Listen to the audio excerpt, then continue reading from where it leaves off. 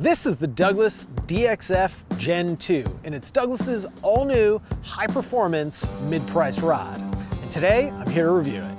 The DXF has been in the Douglas lineup for a very long time. In fact, if I'm not mistaken, it was even their very first rod. And while it came out at the bargain price of $349, with inflation and today's market, it's now priced at $499. And the good news is, the replacement, this Gen 2, has not gone up in price, which is something we like these days, especially for these mid-priced rods. But Douglas realized that, in fact, the old DXF was just a bit too quick and needed some updates. So they revamped the action, kept the price the same, and here we have the Gen 2.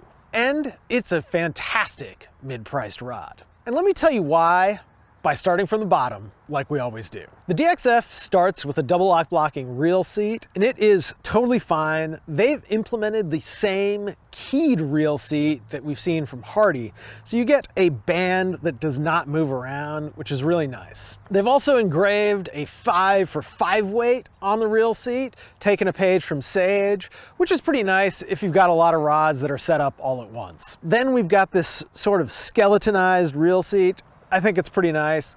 But again, in the looks department, this rod is not the best looking rod out there. Then we've got some composite cork, followed by pretty decent cork on this reversed half Wells grip, and it's finished with another piece of composite cork, which sort of feels fairly standard for this price point. Then that goes into sort of a sparkly emerald green blank, and honestly, the blank here looks pretty good. It's a little bit of an homage to the Asquith, but this is a little bit lighter, and frankly, it's quite a handsome rod in terms of its overall design. Moving on up, we've got the alignment dots that we love to see, followed by stainless frame guides that are finished in a darker finish. So you're definitely not getting a premium titanium guide on this rod, but again, that's sort of what you'd expect at this price point. And we've got those same stainless guides going up the rod all the way to the tip.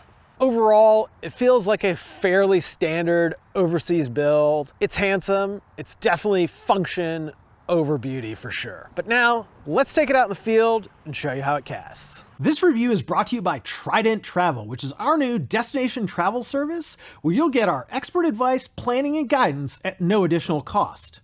That means no credit card fees, no booking fees, and for a limited time, you'll even earn Trident rewards on your travel bookings. So with every trip you book, you'll be earning valuable points that you can use towards free tackle here at Trident. Recently, we've had some clients go on some absolutely fantastic trips like taimen fishing in Mongolia, arapaima fishing in Guyana, and even Atlantic salmon fishing in Labrador. So if you're thinking about taking a fly fishing trip, Trident Travel is the way to do it. We've got a ton of great destinations, excellent service, and even more destinations being added every month. Check us out at tridentflyfishing.com/travel.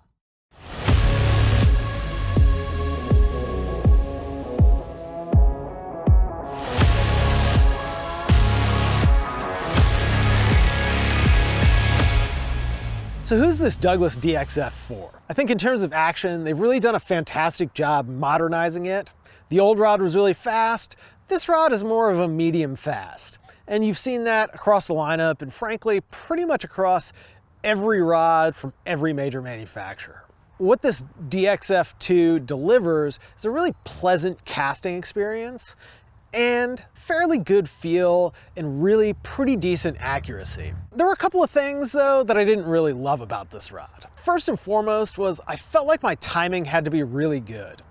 And I tried this rod with both an MPX line and a Rio Elite Gold. And I think I would also like to try it with an even lighter line just to see how that performed. I found that it had a relatively narrow sweet spot and that makes it a much tougher rod to cast. On the plus side though, when you did hit that, it was really, really accurate. The other thing I felt that this rod was lacking was power. The conditions today were a little bit blustery, the wind was shifting, coming at us from all directions, and when it hit me straight in the face, I would have liked to see a little bit more punch. Overall, I think this is a fantastic replacement for the DXF and a rod that a lot of people are really, really going to enjoy. Hopefully I'll get to cast this with some other lines, and I'm really looking forward to the other line weights that are going to be coming out later this summer. And now it's time to give this rod our Poseidon score. Up first is accuracy, and to be honest, I really struggled with this category because when I got my timing just right, this rod is really, really accurate. Unfortunately, I found that getting that timing right was a little bit of a challenge. Overall, I'm gonna sort of split the middle and give it an 8.5 for accuracy. Up next is components, and these components are totally fine and more or less in line with what you'd expect for a rod at this price point. There are some nice features like that keyed reel seat and that engraved 5-weight, but overall it sort of feels about the same as most other overseas built rods at the $500 mark, and it earns a 7.5 out of 10. Up next is distance and power, and if there's one area that this rod really struggles in, it's that. It's definitely not going to be a distance machine, and I struggled when casting into the wind. I'm gonna give it a 7 out of 10. Next is gonna be the grip, and the grip is totally fine. It's more or less in line with other rods at this price point, and frankly, you're not gonna notice it, which is a great thing, and it earns an 8.5 out of 10. In terms of looks and workmanship, this is a pretty standard overseas built rod. It is nice, but definitely nothing special, and it earns an 8 out of 10.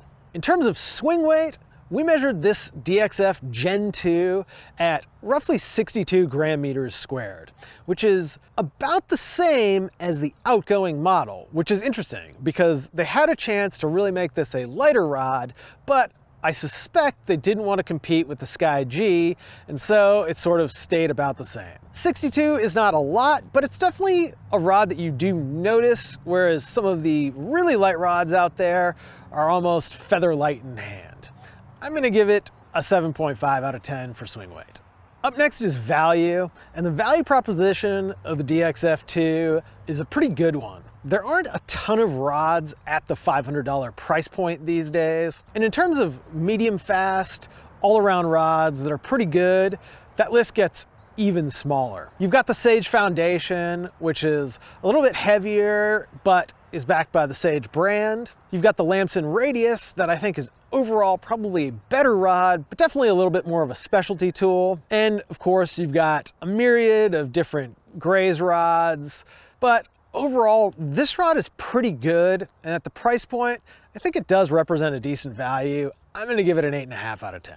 And last but not least is the cool factor. And let's face it, this is a mid-priced rod from a boutique company, and they're only coming out with one model to start. It's really hard to generate a lot of hype when you're only coming out with a 9-foot 5-weight. I think the cool factor is going to go up on this rod, but it's gonna start out fairly low. I'm gonna say 8 out of 10 and give it the benefit of the doubt that that's probably gonna increase as we get to midsummer.